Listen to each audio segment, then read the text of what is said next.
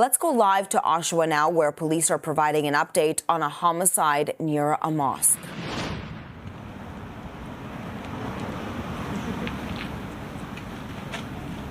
So we're just waiting on police to give us the update. But in the meantime, let's remind everybody. Oh, they started, so let's listen in. Members of our Central East Division responded to an unknown trouble in the area of McGregor Street and Simcoe Street South in Oshawa. Officers arrived on scene and located a male suffering from traumatic injuries.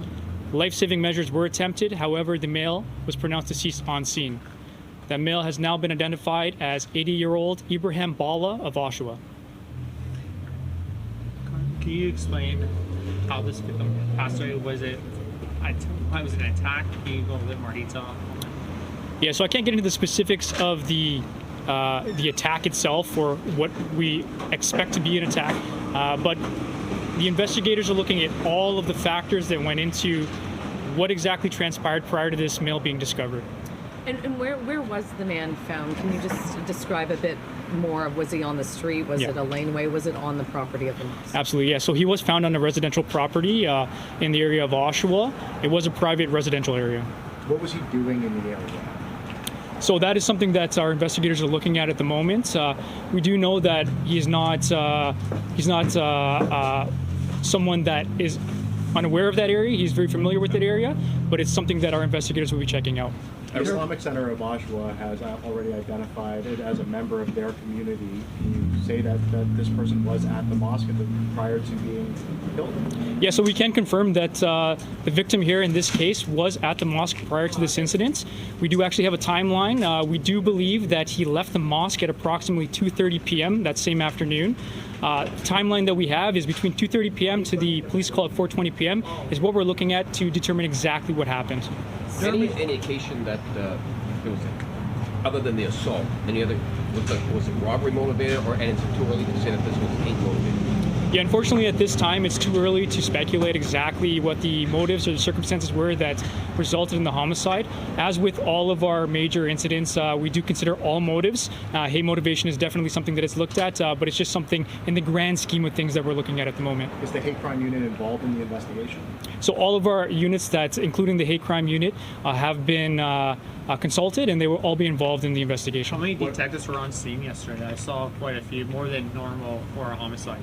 Yeah, so we did have quite a large police presence on scene. I can't speak to the specific amount of detectives or officers on scene, but I can tell you that we had quite a large police presence, and we still do have quite a large police presence on scene. Durham Regional Police took to Twitter to say that the Muslim community was impacted by this incident. Other than him being at the mosque, does the police at this time have any indication that this would have been hate motivated? So unfortunately at this time, it's just too early to speculate whether hate motivation plays any part in this investigation. But like I said, it's something that we consider as part of the motives and something that our investigators will be looking at. And is there about the suspects? Yeah, any info on suspects? So unfortunately at this time, we don't have any information with regards to suspects. That's something the investigators will be building into their case. And as that information becomes available, we'll definitely make it available to the public. No idea if somebody fled on foot, on a bike, in a car. Unfortunately at this time, I can't even speak to any suspects or any directions of travel of any potential suspects. So the victim left the mosque around 2:30 in the afternoon, and his body was found very close to the mosque. Do you have a better idea of when the attack happened? Was he, suffering, or was he did it take some time before he was found and someone called police? Yeah, so unfortunately in this instance, the information that we have is that it did take a significant amount of time from that 2:30 departure time to when the police call came in is when somebody officially discovered the victim. And that's the first inkling we have that he was seen in that area. But he was in plain sight. It wasn't in a alleyway or laneway, anything like that? So the specific circumstances of where the victim was discovered, I wouldn't say it was plain sight. It was on a private property, and it would have taken somebody getting onto that private property to potentially see the victim. In proximity to the mosque, how far from that mosque was this man found, roughly? Immediately beside the mosque. The property that the victim was found on is immediately beside the mosque. What can you tell us about the consistency of the injuries? Where is it consistent with an assault using hands, a weapon? I can't speak to the specifics of the actual attack itself or the injuries themselves. I can tell you they are very traumatic, but all of these circumstances surrounding the injuries themselves will be determined based on the postmortem examination. And what can you tell us about the victim himself? I mean, an 80-year-old man.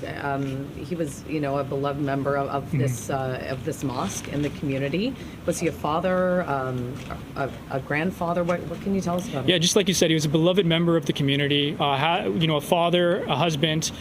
He will definitely be missed, and we grieve with his family in these circumstances. Everybody that we've spoken to has said nothing but amazing things about this individual, and he was well known, especially at the Islamic Center. How concerning is this attack to the police? Any attack obviously is alarming to the police. We don't want anybody to suffer in any way in our community. This specifically, obviously, we take very seriously and we were very concerned about. But we can assure the public that we have instituted a higher police presence specifically in that area, and we'll continue to have a higher police presence in that area as investigators build a timeline and determine exactly what happened in this tragic incident. And what do you want to say to members of this, the Muslim community, especially the one here in Oshawa who lost, a friend, someone who they loved? While we're waiting for this investigation to unfold, there is a lot of concern about the possibility of it being hate motivated. Yeah, absolutely. This is a tragic incident. It shouldn't happen to anybody. No family should have to grieve a loved one. In this circumstances specifically, we've been in touch with community and faith leaders, and we're super appreciative that we have that ability to have that relationship, and they have been very cooperative with us. We will continue to be in touch with them and the family and all members of the Islamic Center. And we want to just let everybody in the community know that we take this very seriously. We will use all of our police resources to figure out exactly what happened to this victim. We don't want something like this to ever happen again in our community. Has there been any threats recently to anyone at the mosque, or ever anything being investigated beforehand? I specifically don't know about any threats beforehand, but that is something that our investigators will definitely take into account as they continue the investigation. There's a lot of security footage. Have you guys obtained any footage of the assault? Absolutely. Not the assault specifically, but there is, like you said, a lot of security footage. Our investigators have combed the area and gathered security footage from various homes and vehicles, as well, dash cams. But we also do implore the public to come forward if they have any dash cams, surveillance footage, cell phone footage. They may have been in the area between that 2:30 to 4 o'clock mark, even earlier. Speak with our investigators, give us the video footage. Any tips will help to assist our investigators in trying to figure out exactly what happened and bring, the suspect, in this case, to justice. How has the public played a role so far? Are they coming forward? Yeah, absolutely. We're fortunate in the Durham region that the public is very cooperative and very friendly with the police. Like I said, our investigators and our officers have been in the area, going door to door and collecting information and surveillance cameras.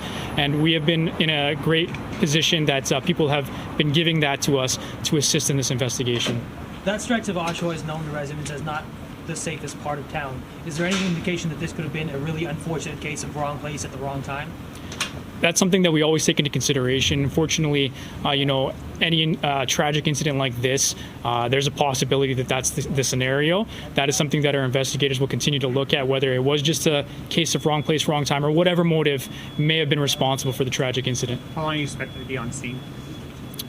So they will be on scene for an extended period as our forensic investigators gather evidence.